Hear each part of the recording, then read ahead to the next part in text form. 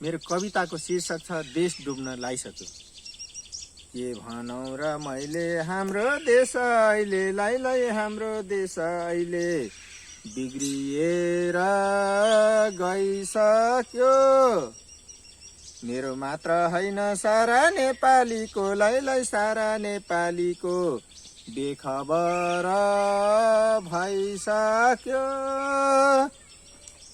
नेताहरू मिली यो देशको गुदी लाइलाई यो देशको गुदी भित्र खाइसके। यो देशमा बस्ने सारा नेपालीले लाइलाई सारा नेपालीले धेरै दुःख पाइसके। बुद्ध जन्मे पनि सगरमाथाले नि लाइलाई सगरमाथाले नि सिठडाउन पाछैन।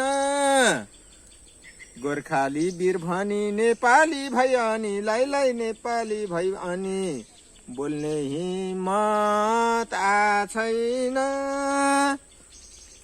दिन दहाडै अनि चोरी ठगी भनी लाइलाई चोरी ठगी भनी समाचारमा सुनिन्छ। रगतको नाता बलात्कार हुँदा लाइलाई बलात्कार हुँदा यो मन अझै कुणिन्छ।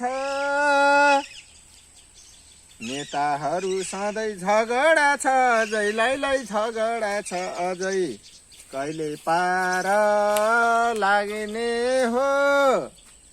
राजा पनि फाले गणतन्त्र ल्याए लाइलाई गणतन्त्र ल्याए अब कसलाई डाक्ने हो। आमा सधैँ रुन्छन् सम्झाइदिनु भन्छन् लाइलाई सम्झाइदिनु भन्छन् देश डुब्न लागिसक्यो। देशलाई बचाउन अघि सर्ने बेला लाइलाई अघि सर्ने बेला तिम्रो काँधमा आइसक्यो। धन्यवाद।